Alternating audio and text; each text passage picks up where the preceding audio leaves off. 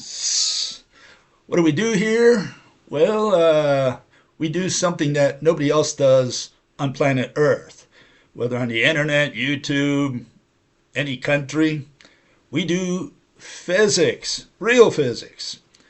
What is real physics? Well, real physics is trying to explain how this universe works. Nobody else does that. A lot of people out there think they're doing that. In fact, everybody out there thinks they're doing that. What they're doing is describing, and they pass their descriptions off as explanations, as physical interpretations, as mechanisms, as causes. And that is not so. Anyways, we have a great day today. We're going to be talking a little bit about mathematical physics, what they have accomplished. I mean, here we are 100 years of quantum mechanics, 100 years of relativity. And the question is, and string theory, we had less than that, but what have they accomplished? Where do we stand today? Okay, that's what we're going to cover today. Okay, so let's start with this. Let's start with some of the accomplishments that mathematical physics boasts about. Okay, so here it is. First one, we have this. We have Big Bang. That's what it's called. And so the question is whether this has anything to do with, reality. I mean, what is this? They say that there was an explosion some 14 billion years ago, or an expansion, because they say there was already a singularity that contained space, time, and matter. And that's what you're seeing there blowing in your face. Okay, so the question that we have, the problem with this is, how did, can you tell me what happened on frame number one? In other words, they always start at frame number two. They already have the singularity there and it's expanding. Fine, no problem. How did the singularity get there that contained within it, space, time, and matter? And I'll even concede, you want to put God in there? Go ahead, no problem. You want to put magic, whatever you want, no problem. Just tell me what the mechanism is. Here's God in his garage. He's building the singularity. Tell me how he did it. Just tell me the mechanism. How he turned nothing into space, time, and matter. Meaning space not being nothing, right? Obviously, they say space is something and it's expanding and whatever. Okay, so that's what they have to. Anyone who tackles that problem, that's what he's got to answer. And here's another portion of that along the same lines, right? And here you have it. It's the expansion of the balloon, right? That's our universe. And what you can see there is that this is the explosions pushing space is the gray stuff there, and it's pushing all the galaxies apart, the yellow ones there, and it's also stretching all the energy, the light, the waves of light and waves of gravity, I guess. All those are being stretched. Fine, no problem. Just tell me what both. Tell me if the gray stuff is space. Tell me what the black stuff is. That's what I want to know. What is it? What is this pushing up against? I mean, if you can imagine, and the only way you can imagine the shape of that thing that's expanding is because there's something on the outside of it. If there was nothing on the outside of it, you say, well, then it should all be gray. And again, we have a problem there because this is misconceived completely. None of this has any validity in science. And so the answer that standard answer is that space-time or whatever is expanding out there is not pushing up against anything. There is no outside of space-time. Space-time, the universe is everything. Even that fails. Even that one fails because they have this thing we covered the other day, the block universe, right? Here you have Brian Greene. He's going to take this universe, turn it into a loaf of bread, and you can see there's some blue stuff covering everything, including him. And we want to know what that blue stuff, the dark blue on the outside is. That's what we want to know. Okay, so how can we conceive the loaf of bread or his block universe?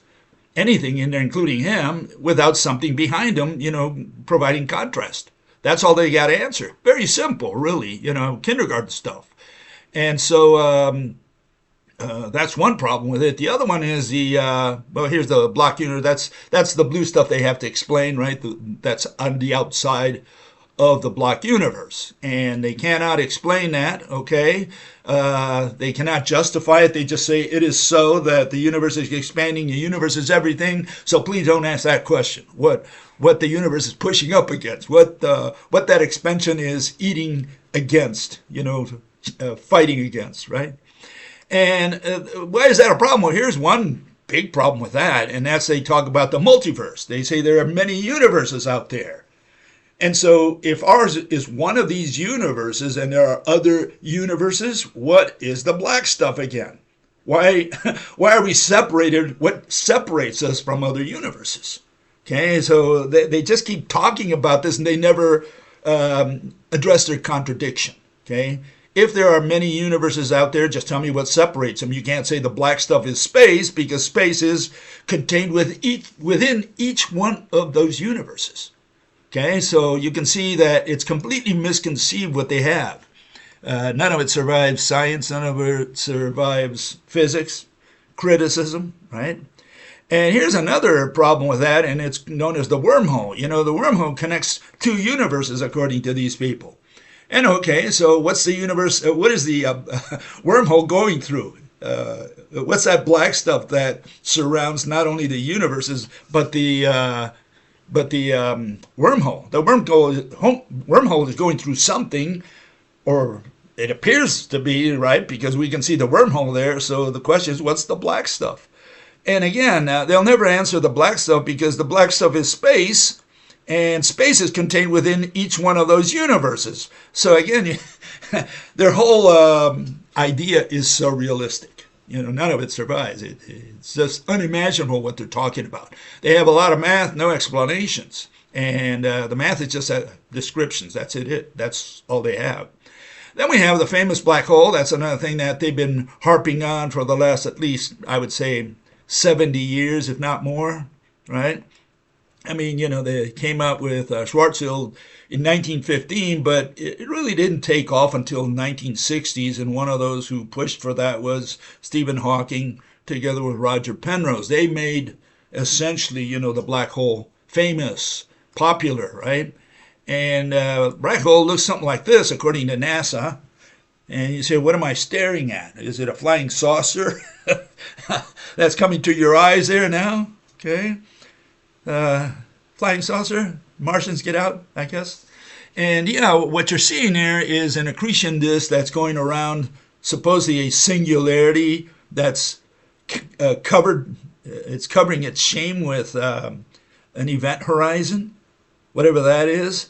Okay, and so the problem, you say, so what's the problem with it? Well, there is a problem, and the problem is that the singularity. What is the singularity? It's a mathematical concept. They say the laws of physics break down at the singularity. Whatever that means.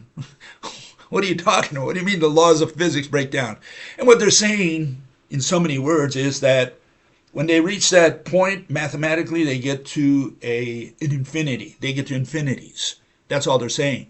So we have all this matter, allegedly, because a black hole is what? A star that collapsed gravitationally upon itself. Okay, so they have all this mass of a star much bigger than our sun, so it just collapses gravitationally, right, to a point, but it never gets to that point, because the point is a singularity, and the singularity is one of two things. It's either a little ball, right, to where everything has been crushed out of existence, so you don't even have a ball for that matter, and the other notion they have is that it's a little circle, little sphere, that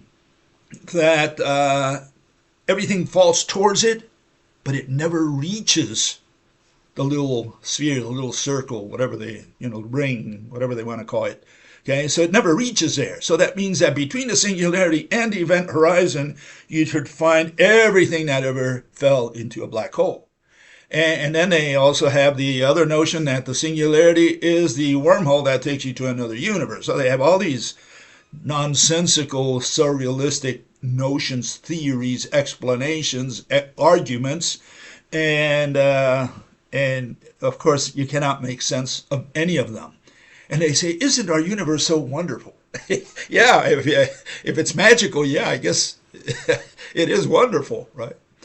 And here we have, they put these black holes. They say they found one in every galaxy, in the center of every galaxy. So they have the black hole there, in the center of galaxy. And you say, what in the world? How come they can see this thing inside the galaxy? And what they're saying is, that accretion disk is not really the black hole. What you're staring at really is matter that's circling and eventually will be falling into the black hole. So whatever is visible is not the black hole. Black holes cannot be seen. Okay, so they say, oh, we took a picture of a black hole. Well, did you? You just took a picture of something there that's shiny, that reaches your eye, and you interpret it as falling into a deep hole of mass, right? And so that's your assumption, that's your theory. And they say, we have no other theory. That's why we come up with a black hole. And and then just in case, to make matters worse, they put on the outside the dark matter. And here you see all this dark matter that's on the outside. That's also invisible and heavy, ultra heavy. Each assuming they're particles, right? That's what they think they are. And the question is, this stuff is just floating there. It's all heavy. It's all invisible, both the black hole and the dark matter. And the funny part about this is what we're going to talk a little bit today, a little later on, and that is that this is what these people are investigating. This is what all the equations today, for the people who are in the cosmology, astronomy, that kind of thing, the big picture of the universe, this is what they're working on. And you're saying, are they developing equations for all this stuff? And the answer is no, because all the equations are already out there. There's nothing more that they need to do with the equations. And so you're saying, well, where are my tax dollars going? If all these mathematicians, what they do is math, and here all the equations for black hole and for dark matter and dark energy as well, are already out there. It's already been mathematized. What are these people working on? What are all these people making all those big bucks for? So keep that in mind. Anyways, what is gravity according to these people? Well, this is why a baby falls to the floor, because space-time is warped. And what is space-time? Well, just a bunch of number lines. So they're bending these number lines, which they interpret or they depict, they pictorially represent with this net, okay? And so you say, oh, well, I'm looking at a net. I'm looking at some kind of trampoline or maybe a canvas, right? Hammock of some kind, fishnet. And that's not what you're staring at. What you're staring at is number lines, okay? Remember, what you have is space and time, and the space is not space. They cannot put 3Ds there, because if they put length, width, and height, they would not be able to fit it inside the picture, not at 90 degrees to each other. So what they do, they put the 3 dimensions of space in a single line, a single axis, and time on the other, right? That's what they do. So they cheat. They even have to cheat because they cannot imagine what they're talking about, okay? And then the worst part is that they start bending these things, and so you have all these problems with what these people are saying. Black hole, among other things, forgot to mention, is assuming we can see the black hole, and in the center of every galaxy. How does that compel stars to, orbit around the galaxy? Why don't the stars fly out or fall in? Either way, if you have this big mass in the center, black hole sucking everything up, why don't all the stars just fall in there and, we disappear inside the black hole? And conversely, if it's rotating, why don't the stars fly away? The ones on the outside especially, right? And that's when they put all this dark matter on the outside to, put a fence there Okay, put dark matter. I don't care. You want to put dark matter? I have no problem. They're not dark matter. We call them dark kilograms because what they're putting is mass. They're saying if we put all this mass, our equations come out right. Okay, no problem. How does it do it physically? How does mass do it? How do kilograms hold stars to the center, from flying away? That's all you got to explain. It's very simple. It's kindergarten stuff. And they haven't been able to explain this kindergarten stuff in the last 100 years with their dark matter, with their black hole, with their galaxy rotation problem and all this stuff. They have not been been able to answer the question. Okay, this is where they're at, and that's on the macro side of the mathematical physics. Here's the micro side, which is quantum mechanics. Essentially, you can say string theory is part of that, but string theory tries to unite the big world with the small world, right?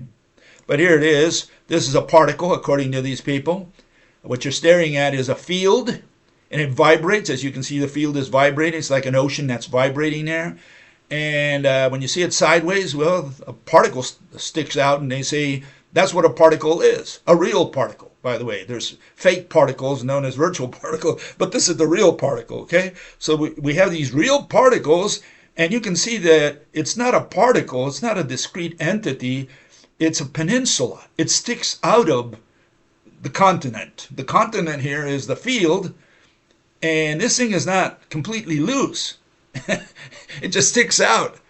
Okay, and that's what they call a particle. Okay, so this is their notion. This is how they explain particles or justify particles or describe particles, whatever word you want to put in there, right? And it doesn't matter because then they tell you that, the particle can be at two places at once. And here we have Dr. Quantum, and he's going to illustrate for you that a particle is, when it goes like through in the slit experiment, when it goes through the two slits, well, the single particle is at two places at once. It doesn't break in half, okay? The particle is located at two different positions, two different slits, okay? Here it is. You can see the particle is goes through the two slits. They show them breaking up, but that's not really what they're trying to illustrate. What they're saying is the particle is at two places at once. Then it comes together again, and it's a single location. Here it is again. Let me show it again. You can see the particles comes out of the gun, right? And it's not splitting in two. It's just at two locations. And then it forms a single location on the other side. Okay? And so the question is, is this science or is this magic? What is this? Magic wand, they can get away with anything. And again, it doesn't matter because whether they can be at two places at once, because these people deal with virtual particles. What are these particles? Well, these are particles that pop in from the void. Here you have the field, and inside the field you have, all these virtual particles popping in and out of existence continuously.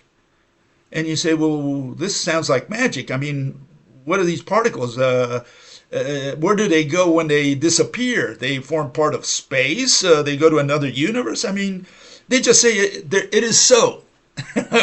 We can't measure them. And that's why we say they're virtual. They come in, they do their thing just to make our equations come out right. And then they go into Never Never Land, right? And disappear. Who knows where to go. Okay.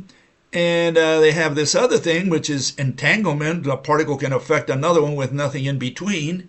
So here you have two particles. One is somehow entangled, they say, with another one. They put this mediator, but there is no mediator because they never justify what that, what those strings or whatever you're seeing there, what those are. What are those things, that extended things that go from particle to particle? And they always illustrate them, but they never tell you what they are. They just say it is so, that one particle affects another. And so they illustrate what they're not explaining, or they're explaining what they're not illustrating, okay? One of the two, they're getting away with murder because they're trying to give you a physical interpretation. This particle affects that particle, but it turns out there's nothing in between them, so it's action at a distance. What is action at a distance? Well, it's the mathematical word for witchcraft. We just had witches the other day, Halloween, right? This is witchcraft. It affects that one, and nobody knows how. Black magic, they call it. Voodoo science, that's what it is. And then they have these tachyons, and the problem with the tachyon is it violates special relativity. Special relativity has been proven, they say, to exhaustion. You can't even criticize special relativity, and special relativity would not work if you have faster than light. All the equations of special relativity would go down the drain if you introduce faster than light. And that's what a tachyon is. Tachyon is faster than light travel. FTL, there you have it. And so the question is, why are so many papers allowed to be published on tachyons? You go into the archive, or you go into even the formal, scientific literature, as they call it, and you'll find all kinds of papers talking about tachyons. Why do they allow it? Who approved it? Who are the peer reviewers who allowed that, knowing that all tachyons violate special relativity? It's either one or the other. Either you accept tachyons or you accept special relativity. Special relativity is, they brainwash you. They constantly drive it into your head that it's been proven to exhaustion. You cannot even touch special relativity anymore. And then they have this tachyon that goes faster than light, and they clean their nose holes, with the special relativity, the speed of light. Okay, so here we have, what do they use these days in quantum mechanics? Well, they have the wave packet. What is a wave packet? Well, it's a mixture of Maxwell's waves and Planck's particles, the quantum, right? So they have the wave quantum, or the wave packet, right? Penrose, in one of his books, he illustrates the wave packet, which is that curlicue there. Okay, and I guess dynamically this is what they look like. You have the particles on the one side, and I guess if you add them, because you got to do it mathematically, right? If you add the wave to it, the transverse wave, I guess you end up with a spring that's going around. Is that what a wave packet is? So yeah, we have a problem with all this stuff, because these people are getting away with murder. They're not explaining absolutely anything, okay? And all of it is just descriptions. They interpret those mathematical descriptions. They put them out there to the public saying, we prove it, it's been verified. We had all these Nobel Prizes who blessed it. And it's all garbage. It's 150% garbage, all of it. None of it survives as an explanation of how this universe works. And so the question is, where do we stand? Here we are 3,000, 4,000, 5,000 years later, since civilization started, more or less, right? Neolithic, right? So here we are 5,000 years later, and they cannot explain something as simple as why this spoon, right, falls downwards. Or how a baby, you hold a baby, and don't do this at home, by the way. And you let go of the baby. Does the baby stay in the middle of, midair? Does the baby go upwards towards the ceiling? Does he crash against the ceiling? No, baby always falls down. And if you absolutely need to, verify, because you say it's got to be scientific, we have to verify, it's got to be repeatable. So go to your home and get your baby and drop your baby out 10 times, as many times you think you need to confirm that, the baby falls to the floor.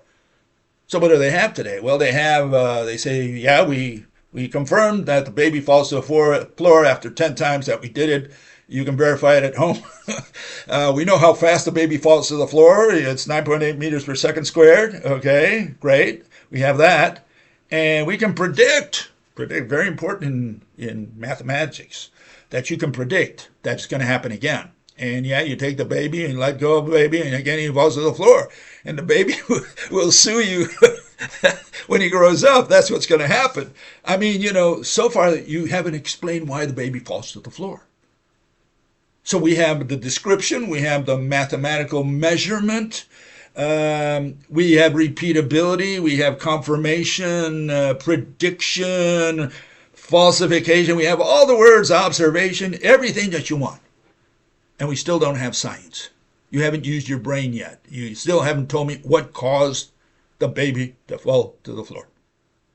And that's where we stand. They cannot tell you why a spoon falls to the floor. Something as simple as that. After 5,000 years, after all the math that they've done, all the experiments and so on, they cannot tell you why things fall to the floor. The cause, okay, the mechanism. So how do we end up like this? I mean, where did all this start? How is it that our world is so screwed up, with all these people, running the show? And for that, we have to go back to the days of the Greeks.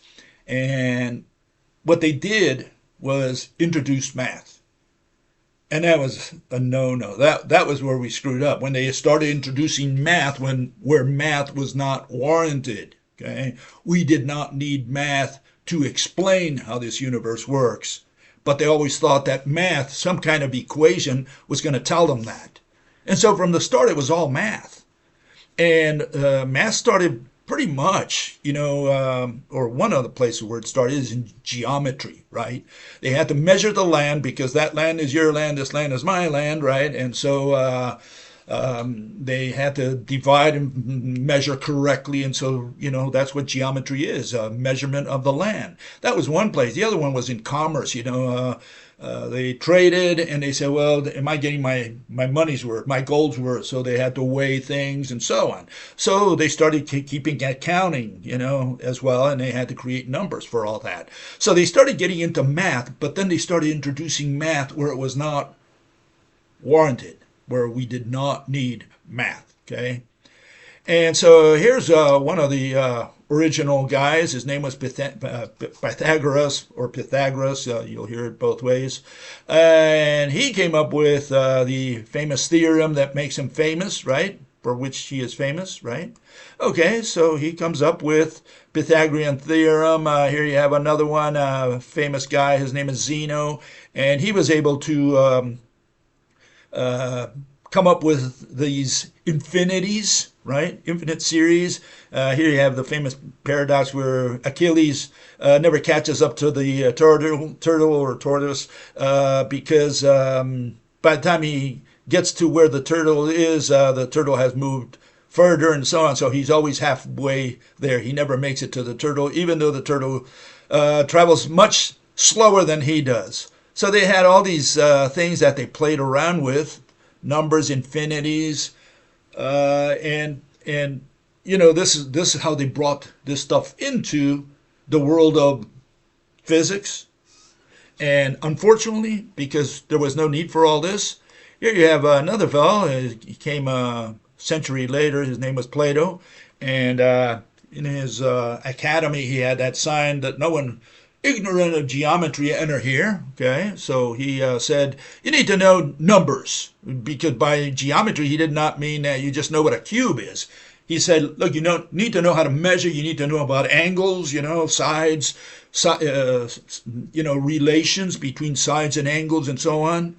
And so they came up with all this stuff. In fact, he came up with these solids, Platonic solids, and talking about congruent angles and congruent sides and stuff like that, this was all ideal. It had nothing to do really with physics. But this is where it all began, and they started measuring angles and comparing values and so on. So they introduced math together with geometry, and that's when you created for the first time mathematical physics. Okay, because now it's just not physics over here and math over there.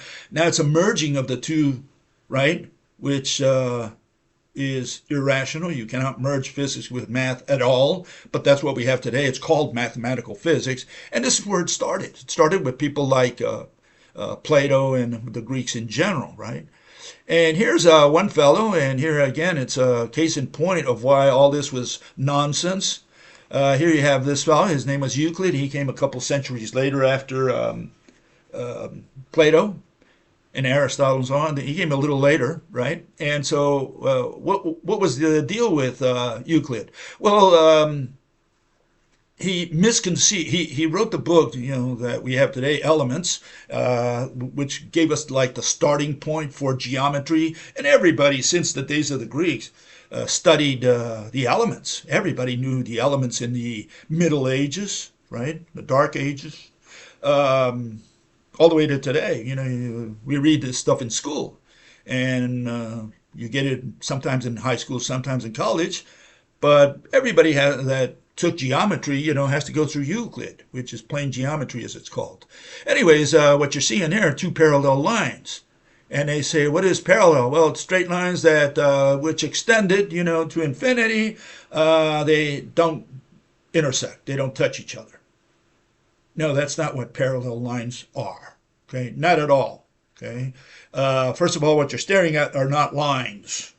Okay, what you're staring at are a bunch of points. And what you're staring at is not a geometric figure. Neither one of those two is a geometric figure. What you're staring at is itineraries. And that's what Euclid had. He had itineraries for everything. He had, here's another itinerary. See if I can get it up there, which is the semicircle. Okay, and again, you say, well, so what's wrong with this? Well, what's wrong is that's not a semicircle. Semicircle is something you point to. Okay? It's not something you build one line at a time. In fact, it's very easy to destroy that notion of semicircle or a circle, any of those, right? Because you say, well, what is a circle made out of? Well, it's made out of all these points which are equidistant from a center, right? And you say, well, what's between any 2 points on the circumference? Another point. Oh, and what's between that point and another point? Another point. And between those, another point. And so, to this day, they're still building the circle. Because between any 2 points, you're going to find another point. What they're talking about is locations, not points, not physical point, not balls. They're talking about these mental cases, all these mathematicians, they never conceptualize what a circle is, and much less can they conceptualize, the semicircle. Here it is. This will tell you what parallel lines and semicircles are. There it is. That's a semicircle, the one on the bottom, right? And you point to it. Say, that's a semicircle. And if you have a circle, you point to it and you say, that's a circle. You don't build it point by point, line by line. And the same with the parallel lines. I mean, you don't put arrows on the end of your lines and say, oh, they go off into infinity. Well, how do you know that they don't intersect at infinity? Well, come with me to infinity and we'll verify it. I'll wait for Mother Nature to take care of me when I go to infinity. I think I can wait. I don't need to understand what what parallel lines are. Please don't take me to infinity today. Right? No, parallel lines are, first chopped off. That's a line. They call it a line segment. No, it's called a line. There's no such thing as a line segment. You either have a line or you don't. And what they have is itineraries. That's why they put the arrows at the end of the lines, because they say, oh, this goes off into infinity. And yeah, when you have those definitions, you don't have a rational definition. You don't have a scientific definition. And so, yeah, this is the problem. What Euclid and all the Greeks did is build their geometry. They were not geometric figures. They were all itineraries. They were all perimeters. I'm going around and around. That's a circumference. Yeah, but you're talking about locations along a circle or along a disk or a plane or whatever it is. So, yeah, all the so-called geometric figures were misconceived from the start. And all these people passed that on from generation to generation for the last, 2,000 years, 2,500 years. And today they keep, teaching this to the new generations. We talked about time the other day. Here's a little bit of time from good old Plato. And the good thing about this, the funny part is, he says time is opposite to eternity. And he conceived time as a spherical, geometric figure, right? He's saying time is spherical. Okay, so now you know. You always wanted to know what time looks like. It's a sphere, okay? And it's the opposite of eternity, whatever that is. Okay, and here you have Airy. He was a student of Plato. He made his own school One guy had the academy, the other guy the lyceum. And what did he say? Well, he tried to define time, and he says it's the quantity of motion. That's how Airy finally ended up defining time. Quantity of motion. And so he says you just put a number, you measure, you put a number there, and that's, when you measure motion and you have a number. Yeah, but I can also measure, for example, with a clock, and am I measuring meters? What am I measuring? So again, they have all these definitions which are unscientific, and that's what they still use today. You ask a mathematician, what is time? They cannot define it for you. In fact, look it up. Time is what a clock measures. Is that what Einstein said? That's what they have today? Okay, so what does a clock measure? I thought people are the ones who do measurement, not clocks. Clocks don't measure unless a person is behind it. And so, yeah, what can I tell you? And so the notion of science that the Greeks bequeathed to the different generations all the way up to us took a left turn, went on a tangent in the 17th century, the famous scientific revolution. That's what it's called. It's not scientific at all. It's just a mathematical revolution. They introduced mathematics. They still had irrational explanations even to today. But what they introduced for the first time was experiments. They said, look, you can't just do it the Greek way, which is just, standing behind and put some assumptions and then build your arguments or your theories from the assumptions. No, what you need to do in order to really figure out how this universe works is you need to do experiments and verify your assumptions, your theories. And so they introduced experiments. So on top of the fact that we had math, right, that was already introduced unjustifiably into physics. Now they're going to introduce experiments, which is more unjustifiable still. Because what is the purpose of an experiment? Well, the purpose of an experiment is to create evidence. What is the purpose of evidence? It's what the prosecutor and the defense attorney, for that matter, right? It's what they introduce in court to persuade, to convince, the jury, to convert the jury to their side of the case. They're recruiting. That's what evidence is used for, and that's what experiments are for. So what we have is now this dichotomy, right? We have, on the one hand, we have math, equations. On the other, we have experiments.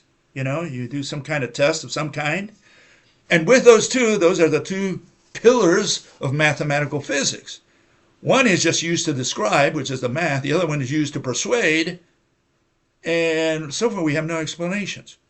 And that is a state of physics, quotations on the word physics. That's the state of mathematical physics today. Okay? And so here we have some of the famous 17th centuriers, as I call them, okay, from different countries. Okay, you see some of the names there. You probably are familiar with some of them. I have Otto von Guericke there on the upper right, and he worked with vacuum pumps. He's one of the guys who took a couple horses and tried to bring two hemispheres apart, which were under vacuum. And he showed with that there was something in there, or something pushing up against the two hemispheres, right? Francis Bacon, he's essentially the one on the upper left. He's the one essentially who came up with the scientific method that we have today. One of the guys, at least, who pushed for it. All of those people, they did all kinds of experiments.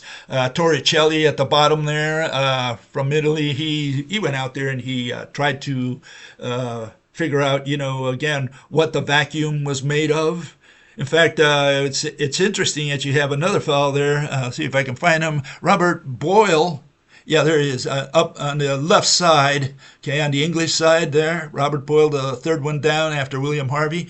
And he did a little presentation to Charles II, who had just come back from England, to England after the period of Oliver Cromwell, and he comes over and he tries to convince him, because they started the Royal Society, and he said, "Hey, look, we're going to do some scientific research here," and he said, "We're going to weigh air."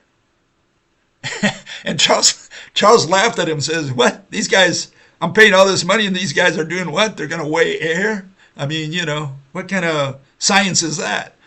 And so, yeah, all these people started doing experiments of different kinds and observation, and that's when this thing we call empiricism uh, took started out. They started with everything had to be tested.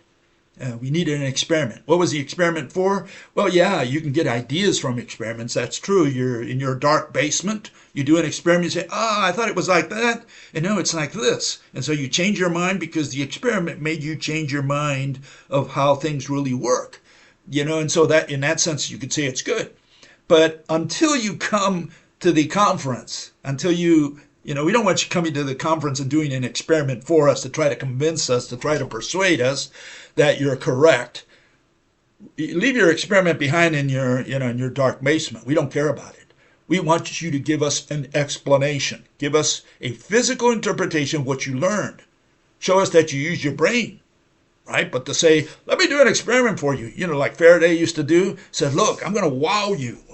Look, here's a magnet. Here's another magnet. And this magnet attracts another magnet. Oh, blew my mind. Magnets attract magnets. Yeah, but you haven't explained anything. All you did was do an experiment to say that you have a description. You say, well, when I put a magnet close to another one, it attracts it. If it's north-south, and if it's north-north, it repels it. What is north? Oh, we have no idea.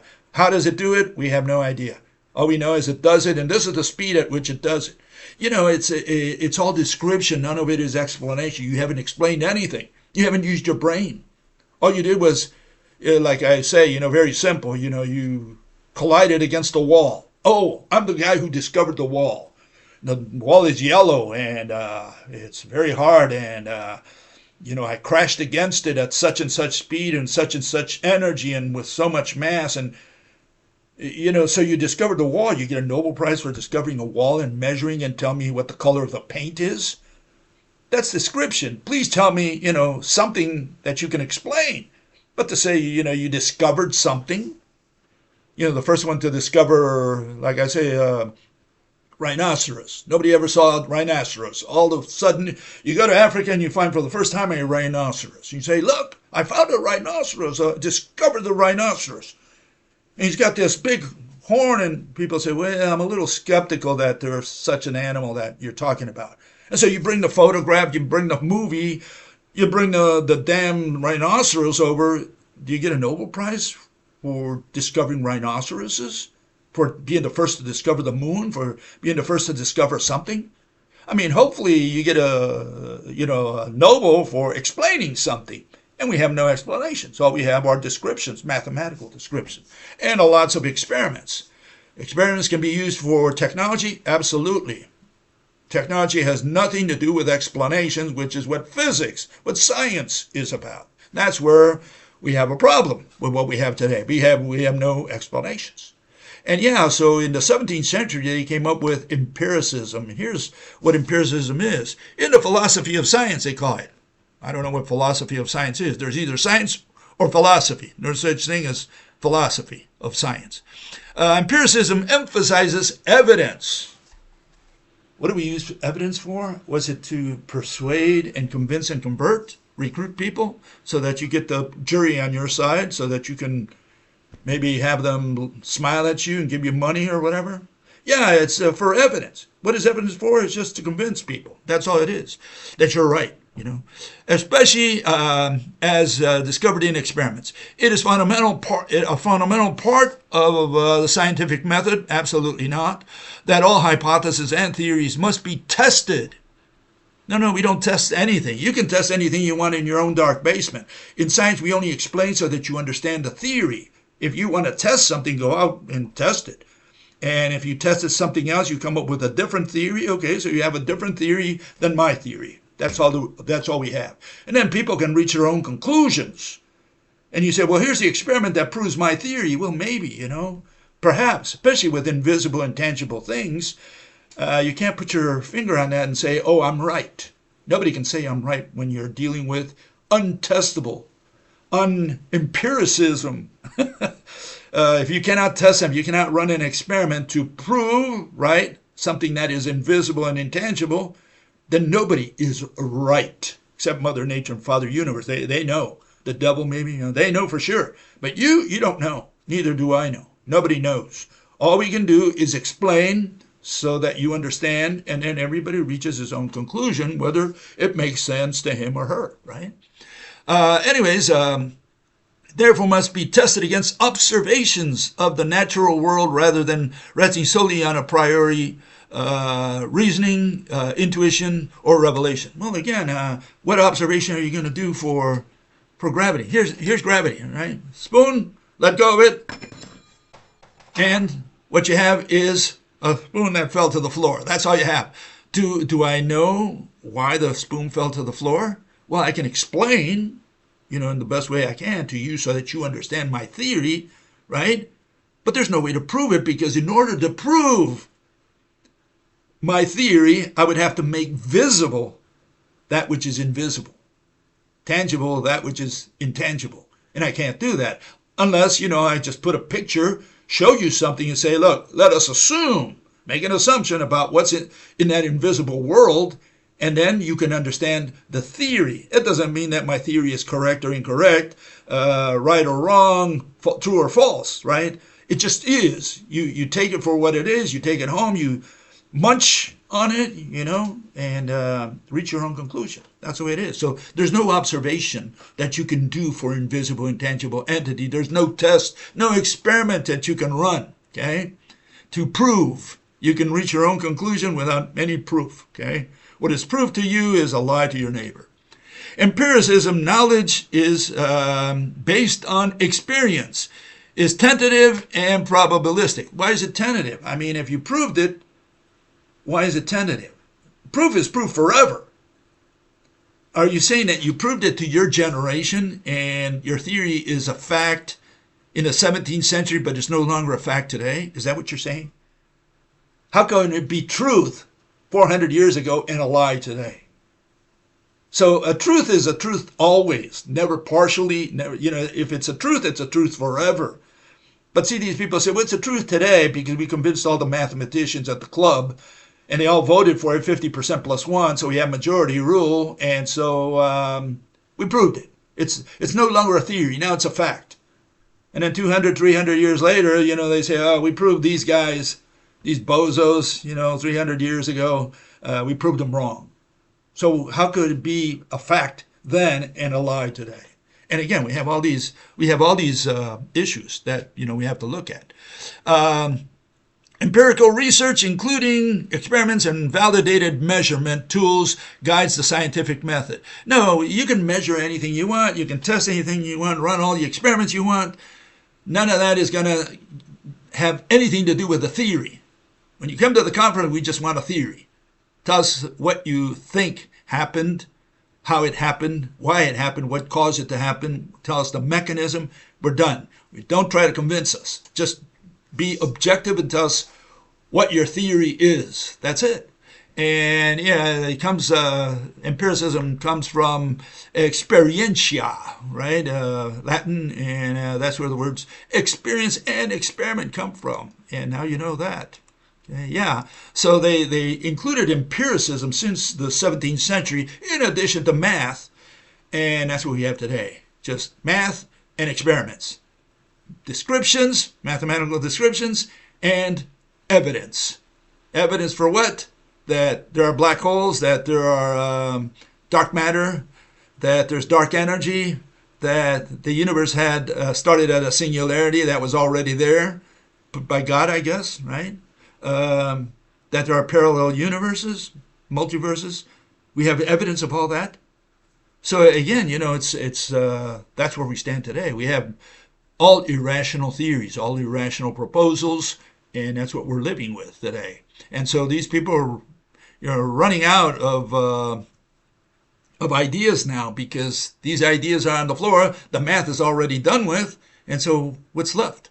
What are they doing now? Just spending money? Spinning their wheels. And here you have the 19th century so-called physicists, these researchers. And what do? Well, they came up with the electromagnetic wave after doing all their experiments, all their math. This is what they came up with. And what are you staring at? Well, you're staring at a bunch of vectors that are moving. Very scary stuff, because those vectors, they represent numbers. No, it's value, magnitude and direction. That's what a vector is. And so they put these things in motion. Very scary stuff. They have all these numbers that are moving. So you should be scared at what you're staring at there, because these people are moving numbers now, and that's how they explain these things. This is where the problem is. Okay. So what did we do? We went in there and we replaced that with the rope. And you can see there's a little bit of a difference between what they do and what we do here. We say, look, your so-called wave, transverse wave, what we did, we replaced it with a physical entity. For the first time, we have a physical entity. And a rope is an entity, and it's got many things positive about it that I can tell you that you can, ponder. And that is, first, it's a physical entity. And second, it merges gravity with light. Because not only do you have an atom connected to another atom, which explains Newton's equation, justifies Newton's equation, because now you have mass connected to another mass. Now you can conceptualize pull, but also you have this torsion that's moving, which is the fastest thing imaginable to man. And not only is it fast, but it's undulating, which in just about every way imitates the transverse wave that the 19th centurists came up with. Okay? So this is what you got to ponder.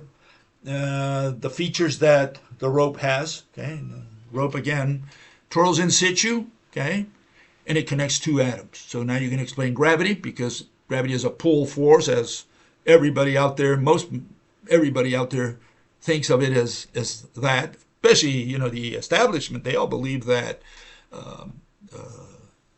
gravity is a pull force. It's not a push force. And if it's pull, you need something in between two atoms. Look how simple that is. You need to be able to have something between two particles if you want to pull from one to another. And they say it's action at a distance. And that is black magic. That is voodoo science. You don't do things at a distance. Okay, so what are the physics topics that these people have today as a result of all this immense work of math and experiments? Well, here it is. This is one site. This is the one recommended by the AI. LMU, it's a university in Munich, okay, in Germany. And these are the subject matters that these people are studying. Okay, astroparticle physics, computational mathematical physics, nanophysics, particle physics, quantum information. Information. Does information have anything to do with physics? No, information has nothing to do with physics. Information is not a word of physics. We move objects around. We don't move information around. So whatever nonsense is quantum information, we have no idea. Solid state, if it's solid, hopefully it's got something to do with physics. Statistical physics, again, mathematical physics. That's what they want to introduce at all costs. And when you go in there, they go a little bit deeper in all that stuff. They say, look, here you have the breakdown, and you see what they're really doing. In astronomy, they're doing dark matter and dark energy. That's what they're spending their time on. They're also doing black holes, by the way. In elementary particle physics, they're doing particles, which ain't particles. Remember what was a particle? Vibration of a field, okay? Local vibration of a field, which is not a particle in the sense of a discrete entity. What it is a peninsula sticking out of the field, which is vibrating. Then they study molecules, okay, optics. I like that. They say we photograph electrons. Yeah, I'd like to see a photograph of an electron. Anyone can come up with one of those. Hey, they convinced me, okay? I've been persuaded then. No, they never can take a picture of an electron. And none of the electrons look like beads orbiting the nucleus. None of the atoms that they've ever pictured, even, you'll see some of the atoms with atomic force microscopes and so on. You will never see an electron a discrete one, a single electron out there. No way. And so I don't know how they can photograph electrons. Anyway, they say mathematical structure of physical theories. What in the world is a mathematical structure? I mean, you see, they invent these words that give a sense of physics. Oh, it's a structure. It's a mathematical object, right? And they're not objects or structures. They use, or manifolds, they say. None of these words represent physical objects. They have nothing to do with physics, because the mathematical, the adjective mathematical destroys any notion that these words belong to physics, these terms, right? And yeah, so this is what they're studying. And so you have some of these head honchos in the United States, like Lenny Susskind. What are they studying these days? I mean, these guys make a lot of big bucks, right? Lenny Suskind's at Stanford University, and they make big bucks. And what are they studying? What are they doing every day? What are they getting paid for? What are you paying for? Because you're paying their salaries, right? Okay. If you ran a company, you at least want to know what your workers are doing for you. What are you producing for me? What do I get out of it, right? And here's Lenny, okay, and this is what he's working on. I looked it up. It says, what is Lenny working on these days? Generalizing string theory. This is what the AI tells me. A key goal is to generalize string theory beyond its current reliance on supersymmetry to better describe our universe. So what are they working? He's working on more descriptions. He wants more descriptions of the universe. Like if we had enough. Lenny, do you have any explanations in there by chance, right? I mean, they're working on descriptions, mathematical descriptions. He's working on black holes, actively researching black hole firewalls, and exploring alternatives such as the use of Einstein-Rosen bridges. The Einstein-Rosen bridge is what? It's a wormhole, right? So here they're talking about firewalls, which is related to Hawking radiation. I'm not going to go over that right now. But they're working on black holes. Einstein bridges was his wormholes. This is what he's spending your money on. This is what you're spending your money on this guy who does this kind of stuff. And so what equations can he come up with? Does he have any new equations for black holes or for Einstein-Rosen bridges? And the answer is absolutely not. There's nothing more that they can come up with that. They beat the horse to death. And a landscape problem. Okay, he's become a landscaper, I guess. Susskind continues to work on the concept of string theory landscape, which deals with what? Apparent fine-tuning of physical constants in our universe. So he's going to twirl around. He's going to play around with the physical constants. Okay, and again, that's all math. What does that tell us about how the universe works? Will that give me any insight, even if the constant changes and he finds out that the speed of light is different, that the mass of the electron is different or whatever, right? How does that explain why the Earth doesn't fly out of the solar system, for which we have no explanation today from the mathematical establishment? We don't have an explanation. And they say it's warped space-time, and that's not an explanation because space-time is what? A bunch of number lines, which they pictorially represent as a canvas, as a fishnet. They sink it and they say, oh, there it is. We explain gravity. No, that's not an explanation. That's a mathematical description, introduced, in lieu of a physical interpretation. And so, this is what they have. Here's another fellow, also a very famous guy. He's on the other side of the United States, instead of California. This guy's in New Jersey, and it's Ed Whitten. And what does he come up? What is he working on? Let's see if he makes his salary, justifies the salary. Mathematical connections, what? Between string theory and quantum field theory. Okay? Remember, quantum is no longer a quantum theory. Now it's a field theory, but they like to put that adjective quantum in there so that you think that there's continuity since the days of, 1926 or so, when quantum started. No, it's just a field theory. There's no quantum about it at all. It's a field. They had to introduce the word field because they need to reconcile quantum mechanics with general relativity. And that's what string theory is all about. Then you have foundational concepts like string theory, duality, and the unification of forces. What's duality? Well, it's that wave packet that I showed you a minute ago. Unification of forces, well, they're trying to say, we have to unify all these forces of quantum mechanics, even though general relativity says, gravity is not a force. And so how are you going to unify forces if general relativity rejects the word force? Okay, there's no such thing as force in general relativity. It's a field theory completely. So again, they can't unify these forces, meaning between not only within quantum mechanics, but they cannot unify them with general relativity, even if they were to be able to unify them within quantum mechanics, because there are no such thing as forces in general relativity. So we're done. These people are working against their own proposals. That's what they're doing. They have misconceived the whole project. That's what it is. And what are they going to do? They're going to test it experimentally, right? Black hole thermodynamics, focusing on what? On quantum mechanical behavior. Okay, and it's not behavior, it's explanation. Don't tell me how it behaves. Tell me why it behaves that way. What's happening in that world? For that, you need to use your brain. And these people don't use their brain. What they're doing is just measuring and putting equations, descriptions, right? Then he's looking for a world formula. It used to be called, grand unified theory or theory of everything. Now they invented the world formula. Okay, so what is world formula? Unifies all fundamental forces and particles. Again, that's within quantum mechanics. Got nothing to do with general relativity. General relativity rejects all of that stuff.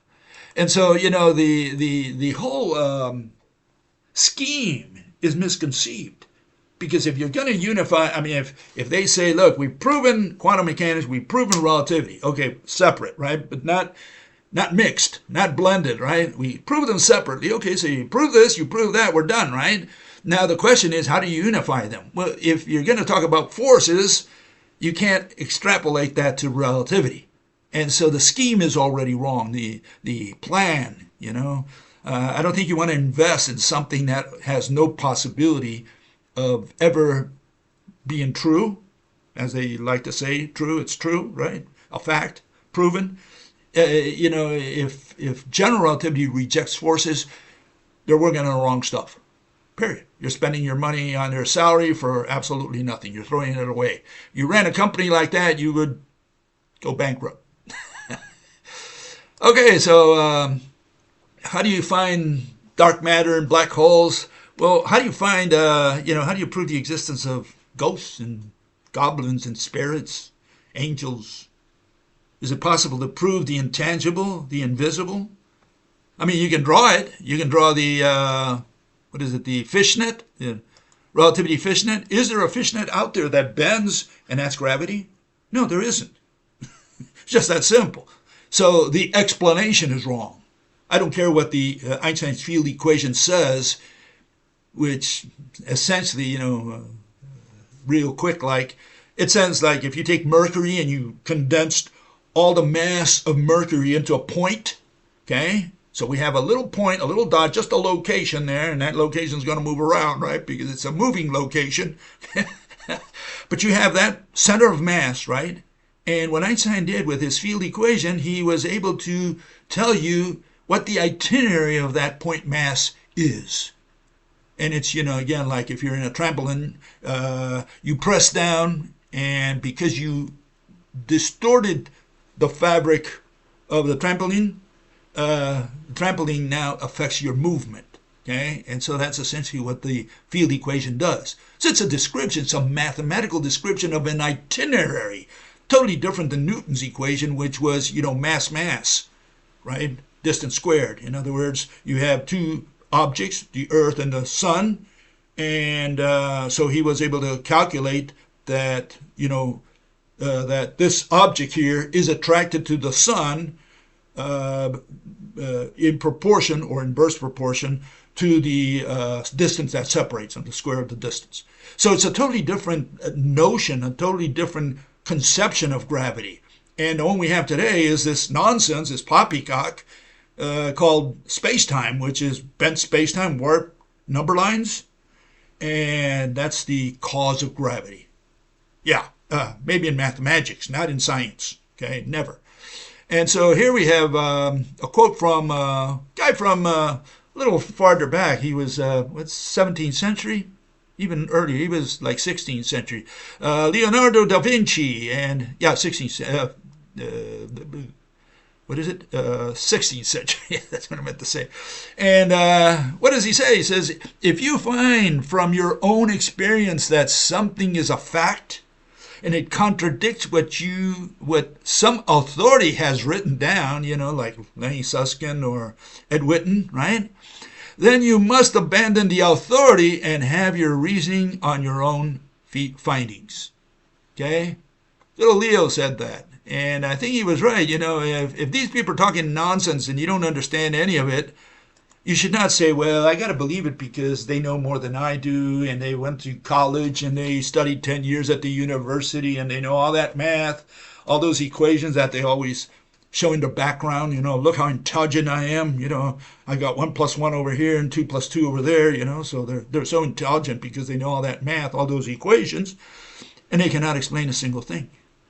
And so if they give you a nonsensical explanation, you should follow what Leo said there. You should say, hey, I'm gonna take a different road than you.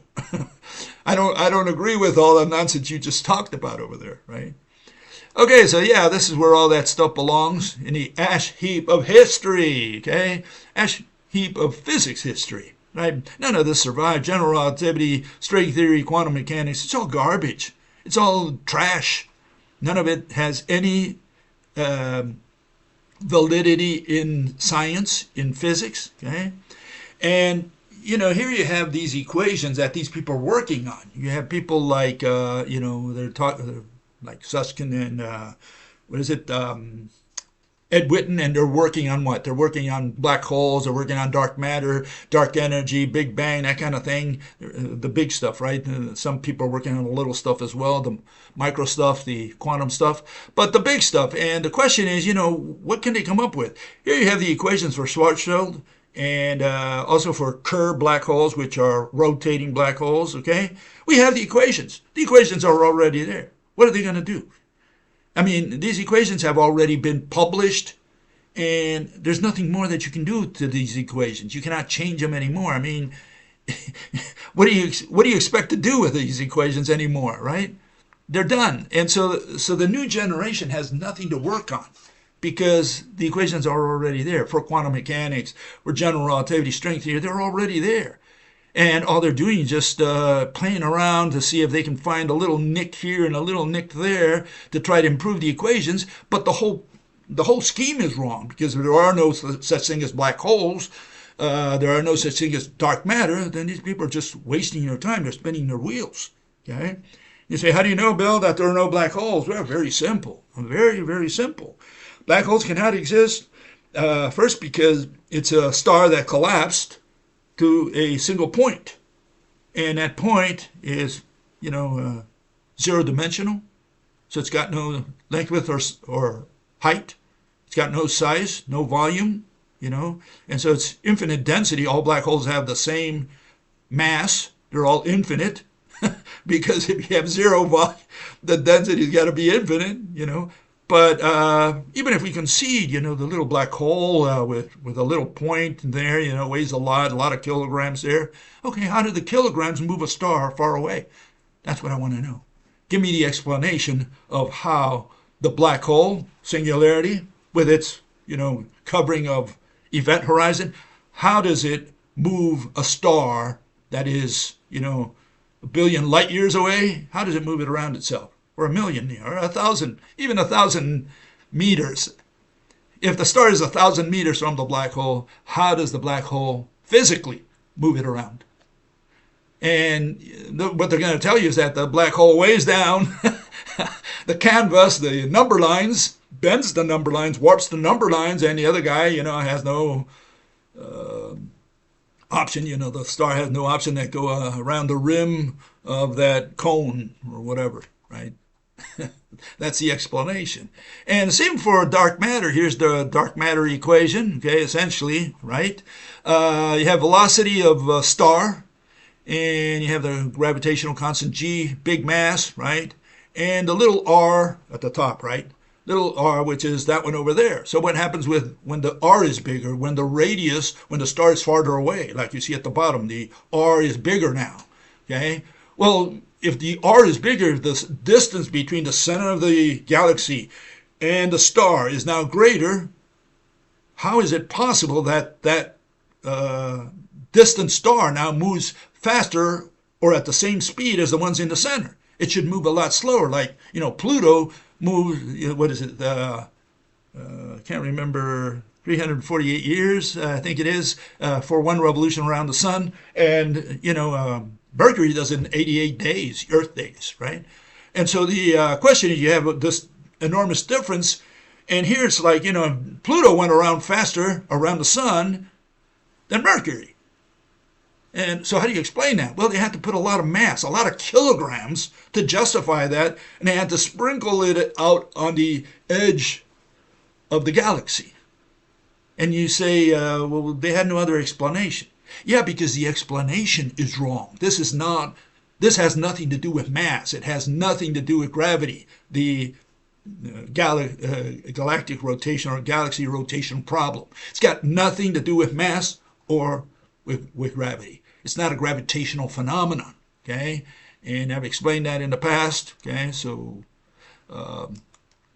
you can look it up, and we're not going to go over that right now, but it's not a mass issue. It has nothing to do with gravity. So these people are focused in the wrong direction and just putting kilograms, inexistent kilograms in there just to get the equation to come out right. And even if we concede that, it still doesn't explain how, all that mass, first of all, how a star doesn't fly out of the galaxy, and second, how, they don't attract other galaxies towards them. If they weigh down the canvas, the space-time number lines, right? Well, then everything should be falling towards the galaxy. They should be coming together. And again, you have this dark energy pushing everything apart, right? Okay, so what's the story today? The story today is that we have this field. Okay, this is their version of the universe. Everything is just particles. Particles on top of particles on top of particles. Some of them are virtual particles that pop in from the void, then disappear immediately so that they can't measure it. It just comes into existence to make the equations come out right. So this is their world. What is the world we have propose in exchange? Here it is. That's all there is out there. There's a single closed loop thread, okay?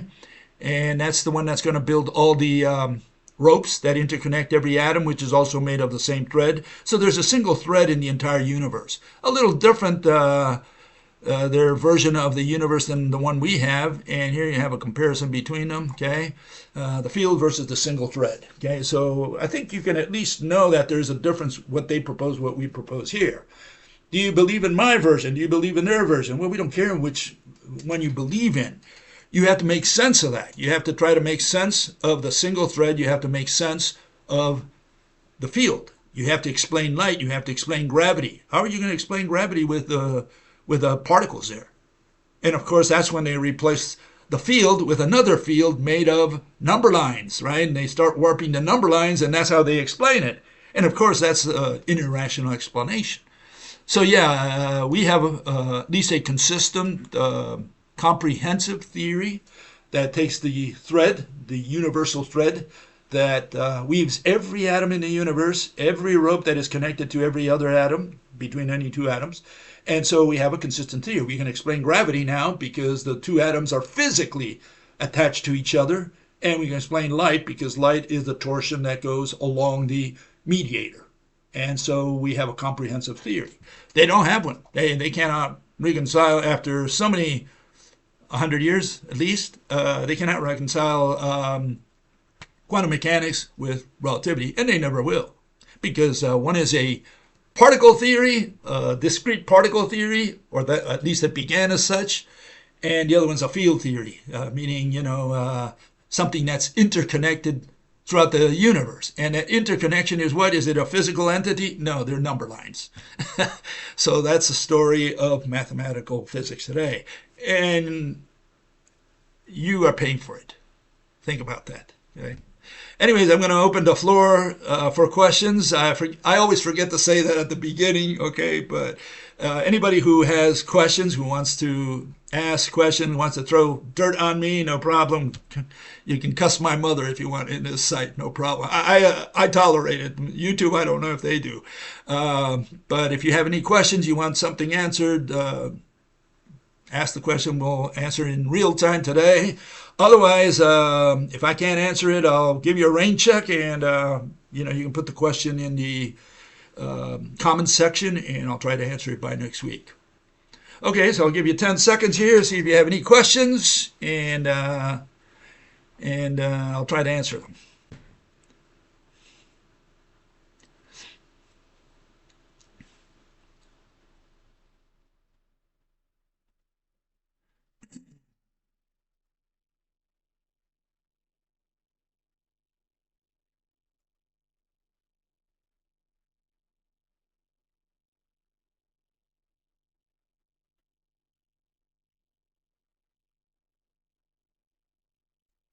Okay, maybe not.